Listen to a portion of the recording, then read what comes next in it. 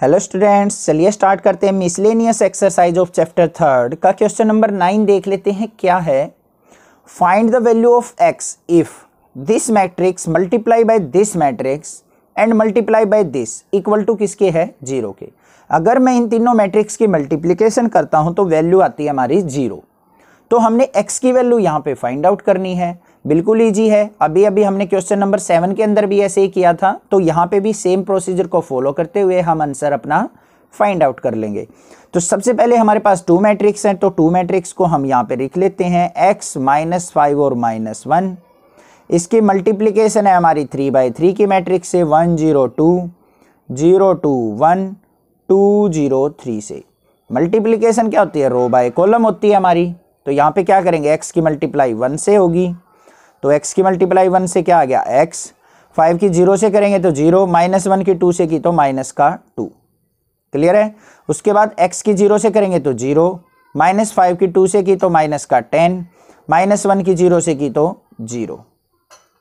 फिर x की 2 से करेंगे तो क्या आ जाएगा? 2x, -5 की 1 से करेंगे तो -5, -1 की 3 से करेंगे तो -3।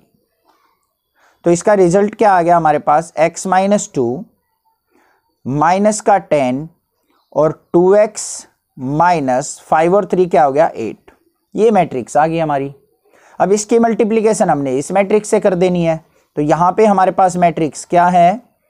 x 4 और 1। इन दोनों की मल्टीप्लाई अगर हम करेंगे तो हमारा आंसर 0 हो जाना चाहिए। तो अब देखते हैं, यहाँ पे मल्टीप्लाई करते हैं। x -2 की x से करेंगे तो क्या हो जाएगा? x इंटू x -2, -10 की 4 से करेंगे तो क्या आ जाएगा? माइनस का 10 4 जा 40, 1 की 2x -8 से करेंगे तो प्लस का 2x -8 इक्वल टू 0 के। इसको सिंप्लीफाई करते हैं, क्या आता है? x की x से मल्टीप्लाई x², x की -2 से माइनस का 2x, माइनस का 40 प्लस 2x -8 इक्वल टू 0। तो यहाँ से वैल्यू क्या आ गई? ये माइनस का 2x प्लस का 2x कैंसिल आउट, तो x² माइनस का 40 और -8 क्या हो गया? माइनस का 48 इक्वल टू 0। तो इसको हम क्या करेंगे? x² -48 को इक्वल टू 0 पुट कर लेते हैं। तो x² इज इक्वल टू क्या आ गया हमारा? 48। x की वैल्यू क्या आ जाएगी? √48। अब किसी का रूट करेंगे तो वैल्यू क्या आएगी? प्लस माइनस की फॉर्म में। तो पॉजिटिव नेगेटिव √48 को क्या लिख सकता हूं मैं? 16 × 3 लिख सकता हूं। तो x इक्वल टू क्या आ गया? प्लस माइनस 16 का रूट करेंगे तो बाहर क्या आ जाएगा? 4 √3। This is the possible answer of this question. अब एक चीज मैं यहां पे बता दूं, कुछ बच्चों को कंफ्यूजन रहती है कि सर रूट लेते हैं तो हम पॉजिटिव और नेगेटिव वैल्यू दोनों क्यों लेते हैं? अब देखो, अगर मान लिया आपको कोई बोल दे कि 16 का रूट करो, x² इक्वल टू 16 है, तो x की वैल्यू क्या आ गई हमारे यहाँ पे? मैंने बोला है 16 का रूट करेंगे तो पॉजिटिव माइनस आएंगी, प्लस -4। तो x की वैल्यू क्या आ गई? +4 भी और -4 भी।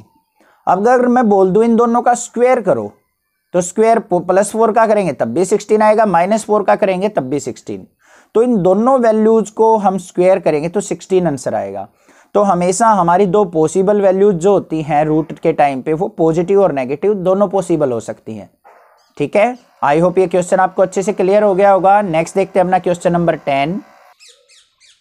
क्वेश्चन नंबर 10 देखते हैं क्या है?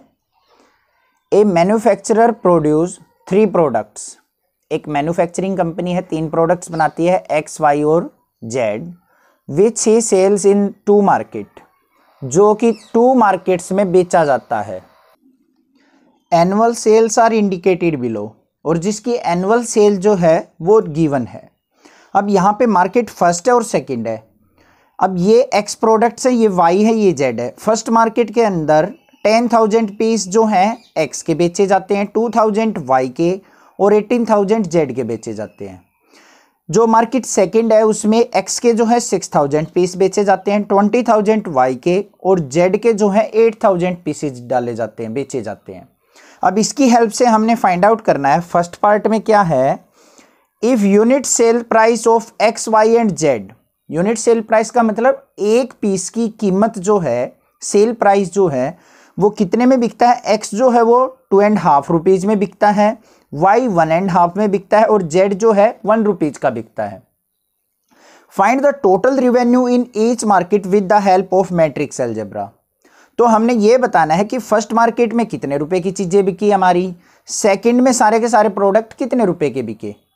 तो मैट्रिक्स मेथड से इसको कैलकुलेट करना है। इस तरीके के क्वेश्चंस आने लग गए हैं अब एग्जाम्स में, बहुत आते हैं ये, तो आपको अच्छे से कर लेने चाहिए। सबसे पहले बात करते हैं हम यहां पे, हमारे पास जो मार्केट है, फर्स्ट पार्ट कर रहे हैं हम इसका। मार्केट क्या है, फर्स्ट एंड सेकंड, और यहां पे हमारे प्रोडक्ट्स जो हैं वो क्या है, एक्स प्रोडक्ट है, वाई है और जेड है। एक्स प्रोडक्ट कितने बिकते हैं हमारे 10,000, वाई है जो 2,000 और जेड जो है 18,000। फिर बात करते हैं सेकंड मार्केट में, ये हैं 6,000, ये 20,000 और ये है हमारे 8,000। क्लियर है। उसके बाद हम बात कर लेते हैं अपनी प्राइस की ईच आइटम की। तो एक्स, वाई और जेड, इनका प्राइस जो है वो क्या है हमारा, वो है 2 रुपीज, 2.5 रुपीज, 1.5 रुपीज और 1 रुपीज। ये कीमत है हमारी। अब हमने इसको मैट्रिक्स मेथड से सोल्व करना है। तो फर्स्ट वाले डेटा की मैट्रिक्स बनाते हैं हम। तो क्या बन जाएगी, मान लिया ए मैट्रिक्स है, इसकी जो मैट्रिक्स बन गई हमारी क्या बन गई, 10,000, 2,000 और 18,000। यहाँ पे 6,000, 20,000 और 8,000। सिमिलरली हम कॉस्ट की, पर आइटम कॉस्ट की मैट्रिक्स बना लेते हैं। क्या बनी हमारी, 2.5 रुपीज, 1.5 रुपीज और 1 रुपीज। अब देखो कुछ बच्चों के ना माइंड में ये क्वेश्चन आता है कि सर आपने इनको वर्टिकली क्यों लिया, हॉरिजॉन्टली ही क्यों नहीं लिया। ये बिल्कुल अच्छा क्वेश्चन है, माइंड में आ जाता है कि सर आपने इनको वर्टिकली कॉलम वाइज क्यों लिखा, रो वाइज क्यों नहीं लिखा। अब देखो हमने इनको क्या करना है, अब कॉस्ट निकालनी है। तो 10,000 रुपीज, एक की तो हमारी 2 रुपीज 50 पैसे है, तो 10,000 की मतलब इसकी और इसकी मल्टीप्लाई करके आएगा। तो मतलब ए और बी की मैट्रिक्स की अगर मल्टीप्लाई करेंगे हम, तभी तो हमारा टोटल रिवेन्यू निकलेगा। ठीक है। और मल्टीप्लिकेशन का एक रूल होता है, अगर मान लिया दो मैट्रिक्स है हमारे पास, एक ए मैट्रिक्स एक बी है, अगर ए मैट्रिक्स जो है वो m/n ऑर्डर की है, मतलब उसमें m रो n कॉलम है, और बी जो मैट्रिक्स है उसमें p/q की है, तो एक कंडीशन कंपलसरी होती है कि जो ये n होता है और p होता है दोनों इक्वल होने जरूरी हैं। n = p होगा तभी हम इन दोनों की मल्टीप्लिकेशन कर सकते हैं। तो अब देखो फर्स्ट वाली मैट्रिक्स जो है हमारी कितनी की है, कितनी रोज है 2, कॉलम कितनी है 3, तो 2/3 की है।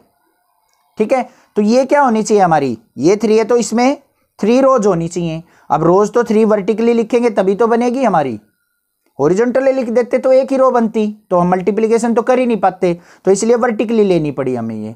तो ये क्या बन गई 3:1 की। अब इसकी मल्टीप्लिकेशन हो जाएगी, ये इसकी कॉलम कितनी है 3, इसकी रो 3 है, तो इक्वल है, तो हम मल्टीप्लाई इजिली कर सकते हैं। ठीक है।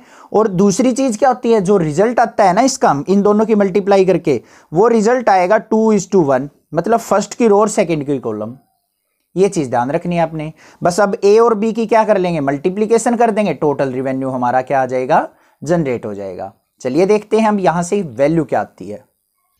अब यहां पे ए और बी मैट्रिक्स की मल्टीप्लिकेशन कर लेंगे। मल्टीप्लिकेशन क्या होती है, रो बाय कॉलम। तो हम 10,000 की 2.50 से मल्टीप्लाई करेंगे तो हमारे पास वैल्यू क्या आएगी, 10,000 की 2.50 से करेंगे तो 25,000 रुपीज आ जाएंगे। ठीक है। प्लस 2,000 की 1.50 से करेंगे तो आएगा 3,000, 18,000 की 1 से करेंगे तो आएगा 18,000। ये तो होगी फर्स्ट मार्केट के अंदर टोटल रिवेन्यू। फिर ये सेकंड मार्केट की, तो 6,000 की 2.50 से करेंगे तो हमारा क्या आ जाएगा, 6 2 12, ये आ जाएगा 15,000। 20,000 की 1.50 से करेंगे तो यहां पे आ जाएगा 30,000 रुपीज।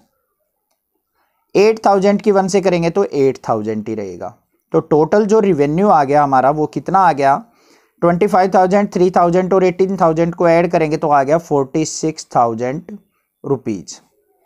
इनको ऐड करेंगे तो 30 और 15 क्या हो गया 45 और 8 53,000। Total revenue in first market कितना आ गया 46,000 रुपीज। इतने रुपए के सारे प्रोडक्ट बिकेंगे। और total revenue in second market कितने के चले जाएंगे हमारे 53,000 रुपीज के सेल हो जाएंगे। आई होप आपको अच्छे से समझ में आ गया है फर्स्ट पार्ट। अब चलते हैं अपने सेकंड पार्ट पे। अब देखो सेकंड पार्ट के अंदर क्या बोला है उसने, if the unit cost of the above 3 commodities are ₹2, ₹1 and 50 paise respectively. अब देखो उसने क्या कहा है, कोस्ट, यूनिट कोस्ट मतलब एक प्रोडक्ट को बनाने में जो खर्च आ रहा है वो क्या है हमारा, फर्स्ट प्रोडक्ट एक्स को बनाने में ₹2 का खर्च आ रहा है, वाई को बनाने में ₹1 का और जेड को बनाने में 50 पैसे रुपए खर्च हो रहे हैं। तो फाइंड द ग्रोस प्रॉफिट, तो हमने प्रॉफिट फाइंड आउट करना है।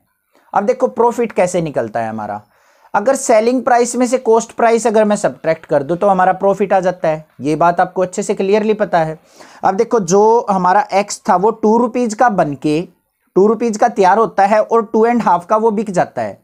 मान लिया कोई पेन है एक्स पेन, ये मान लिया ₹2 का मैंने तैयार किया है और 2.5 का मैंने इसको सेल कर दिया, तो मुझे कितने पैसे का प्रॉफिट हुआ, 50 पैसे का। पेन की जगह मान लिया पेंसिल है, ₹1 में मैंने प्रिपेयर की, उसको रेडी करने में उसकी मैन्युफैक्चरिंग कॉस्ट आ गई और 1.5 का बेच दिया, तो पेंसिल वाई प्रोडक्ट में भी कितने का बेनिफिट हुआ, 50 पैसे का। मान लिया कोई रबर है, उसको बनाने में मुझे 50 पैसे खर्च आया और बेच दिया मैंने उसको ₹1 का, तो इसमें भी कितने पैसे का बेनिफिट हुआ, 50 पैसे का। तो यहां पे देखो लिखेंगे एक बार सेकंड पार्ट में, कॉस्ट प्राइस ऑफ, कैसे करना है क्वेश्चन वो बता रहा हूं मैं अब। कॉस्ट प्राइस ऑफ एक्स कितने रुपीज है, ₹2। Cost price of Y, Y का जो कॉस्ट प्राइस है ₹1। कॉस्ट प्राइस ऑफ जेड वो क्या है 50 पैसे या फिर 0.50 रुपीज, ये कॉस्ट प्राइस है। अब देखो profit on first item, profit on 1 item of x, x का 1 आइटम सेल करने में कितने रुपए प्रॉफिट होगा। देखो सेल जो हो रहा था वो 2.50 का हो रहा था, कॉस्ट प्राइस 2 है, तो कितने रुपए का बेनिफिट हुआ यहां पे, 0.50 रुपीज का। बिल्कुल अच्छे से क्लियर आपको। तो प्रॉफिट ऑन वाई, वाई पे कितना प्रॉफिट हो जाएगा, ₹1 का बनाया है हमने और 1.5 का बेच दिया, तो यहां पे भी 0.5 रुपीज का बेनिफिट हो रहा है। Profit on Z item 0.50 rupees में मैन्युफैक्चर किया है, ₹1 का बेच दिया, तो यहां पे भी 0.50 रुपीज का बेनिफिट हो रहा है हमें एक आइटम पे। तो टोटल आइटम्स पे कितना बेनिफिट होगा, तो यहां पे क्या करेंगे हम, एक तो मैट्रिक्स थी हमारे पास, ये कितने प्रोडक्ट्स तैयार किए थे हमने वो लिख लेंगे। यहां पे क्या थे 10,000, 2,000, 18,000 और ये थे हमारे पास 6,000, 20,000 और 8,000। क्लियर है। अब देखो यहां पे जो हमारा प्रॉफिट आया है उसको हम सी मैट्रिक्स से मान लेते हैं। फर्स्ट पे जो प्रॉफिट है वो 0.50 का है, सेकंड पे भी 0.50 का प्रॉफिट है और थर्ड पे भी 0.50 का प्रॉफिट है। अब टोटल प्रॉफिट निकालना है तो हम क्या करेंगे, इनकी मल्टीप्लाई कर देंगे, तो यहां पे क्या आ जाएगा, ए सी, प्रॉफिट जो आएगा ए और सी की मल्टीप्लीकेशन से। कैसे आ जाएगा देखते हैं। यहां पे क्या है हमारे पास 10,000, ये 2,000, ये 18,000, इतने प्रोडक्ट्स थे हमारे। बी मार्केट में जो सेल किए थे 6,000, ये 20,000 और ये 8,000। अब एक प्रोडक्ट पे जो प्रॉफिट है वो 0.50 है, वाई पे भी 0.50 और जेड पे भी 0.50। तो यहां पे क्या करेंगे, टोटल मल्टीप्लिकेशन देख लेंगे क्या हमारी वैल्यू आती है। तो यहां पे देखते हैं क्या आती है। 10,000 की 0.50 से करेंगे तो क्या आ गया 5,000 प्लस 2,000 की 0.50 से करेंगे तो 1,000 प्लस यहां पे हमारा 2,000 है, ठीक है, और 18,000 की 0.50 से करेंगे तो 9,000। क्लियर। उसके बाद 6,000 की 0.50 से करेंगे तो 3,000, हाफ हो जाएंगे। 20,000 पे की मल्टीप्लाई करेंगे 0.50 से तो हमारा यह आ गया 10,000 प्लस 8,000 की 0.50 से करेंगे तो आ गया 4,000। तो टोटल प्रॉफिट्स कितने आ गए हमारे, जो एक्स पे प्रॉफिट आया है वो कितना आ गया हमारा, यहाँ पे हमारी वैल्यू आ जाएगी टोटल फर्स्ट मार्केट में कितना प्रॉफिट आ गया, 5 और 1 6 और 9 15,000। तो मतलब 15,000 हमारा प्रॉफिट हुआ फर्स्ट मार्केट में। सेकंड में 3 और 10 13 और 4 17,000 का प्रॉफिट हुआ हमें मार्केट बी में। तो ये आ गया प्रॉफिट इन फर्स्ट, और ये किस में आ गया, सेकंड में। आई होप आपको अच्छे से समझ में आ गया होगा क्वेश्चन। कोई डाउट अगर अभी लगे तो आप कमेंट कर सकते हैं मुझे, अदरवाइज इस चैनल को सब्सक्राइब कर दें। थैंक यू स्टूडेंट्स, इस चैनल को जरूर शेयर करें क्योंकि 6th क्लास से लेकर 12th तक का सिलेबस यहाँ पे अवेलेबल है। नेक्स्ट देखते हैं अपना क्वेश्चन नंबर 11 क्या है। क्वेश्चन नंबर 11 की स्टेटमेंट देखते हैं क्या है। फाइंड द मैट्रिक्स एक्स, हमने एक्स मैट्रिक्स यहाँ पे फाइंड आउट करनी है, so that X into this matrix equal to this matrix. तो इस क्वेश्चन में थोड़ा सा इंपॉर्टेंट क्या है कि हम जो ये एक्स मैट्रिक्स है इसको कैसे फाइंड आउट करें। अब किसी चीज को फाइंड आउट करते हैं तो उसको एज्यूम कर लेते हैं। अब ये एक मैट्रिक्स दे दी, हमें क्या पता कि ये मैट्रिक्स किस ऑर्डर की होगी। यही थोड़ा सा लॉजिकल है इस क्वेश्चन में कि हम ये मैट्रिक्स जो है 1:3 की मान के चलें, 3:1 की माने, 2:3 की, या 3/3 की, या 2/2 की, क्या मानने हम।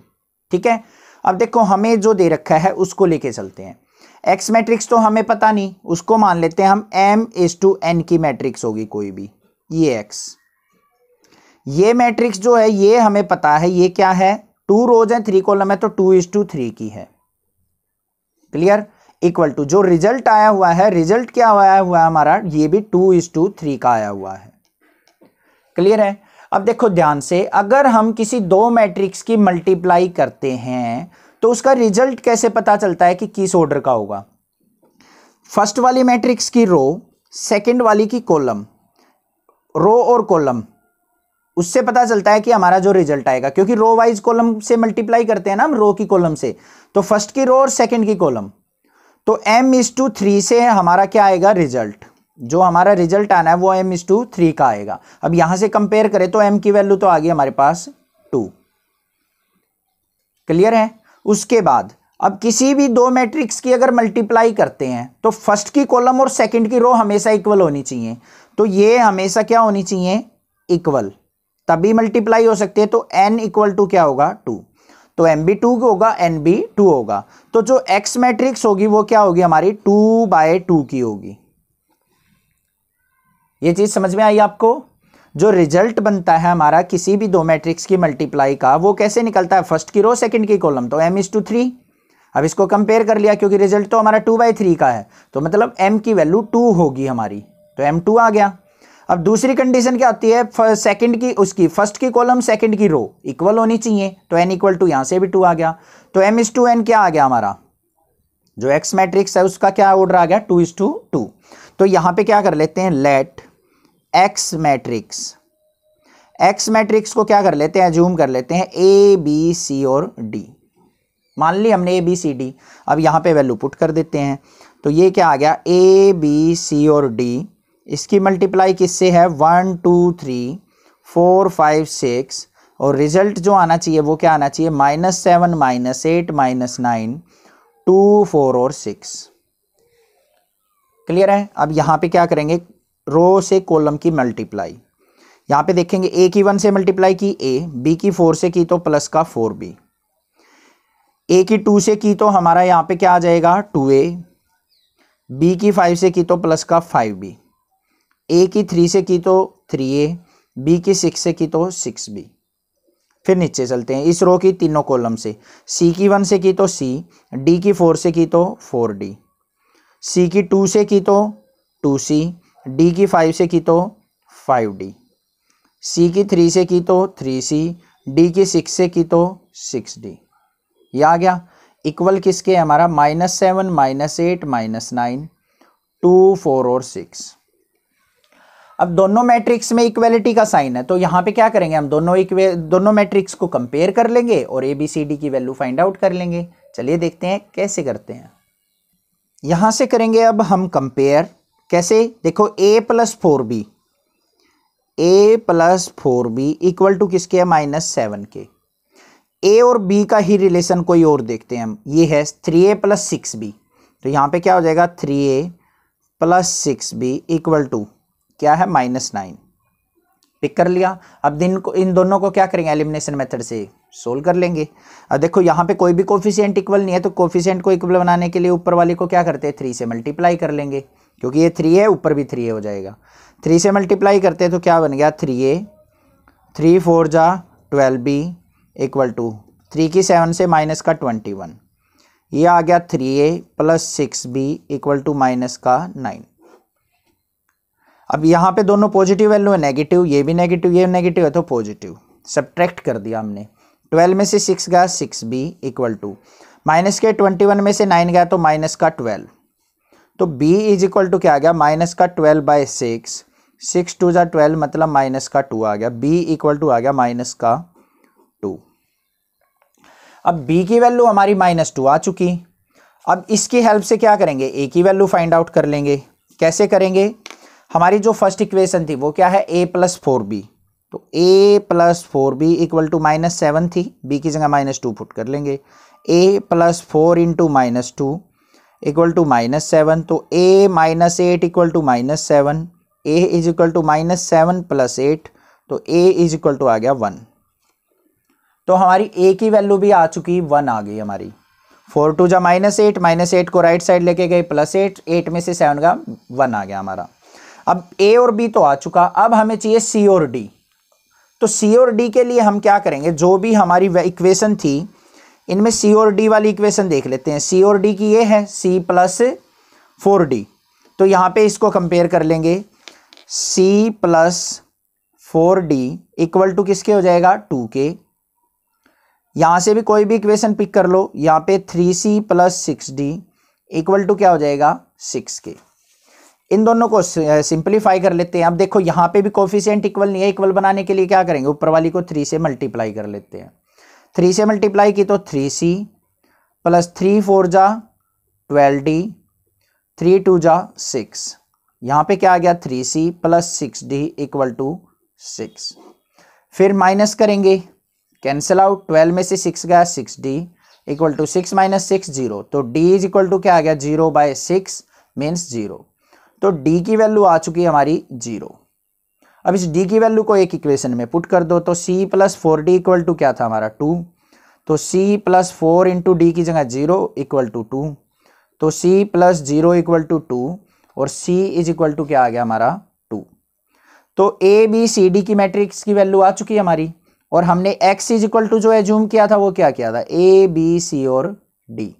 तो x मैट्रिक्स जो आ गई वो क्या आ गई, a की वैल्यू क्या आई थी 1, b की वैल्यू क्या आई है -2, c की वैल्यू क्या आई है 2 और d की वैल्यू क्या आई है 0। तो ये आ गया हमारा आंसर। आई होप आपको अच्छे से क्लियर हो गया होगा, बिल्कुल इजी क्वेश्चन था। कोई डाउट अगर आपको लगता है तो आप मुझे कमेंट कर सकते हैं, अदरवाइज इस चैनल को सब्सक्राइब कर दीजिए। कमेंट करके बताइए चैनल के बारे में आपको कैसा लगता है, और अपने जूनियर्स को प्लीज़ शेयर कर दीजिए, क्योंकि 6th क्लास से लेकर 12th तक के बच्चों का सिलेबस यहाँ पे अवेलेबल है। Thank you students for watching this video, and thanks for your love and support for this channel. Thanks.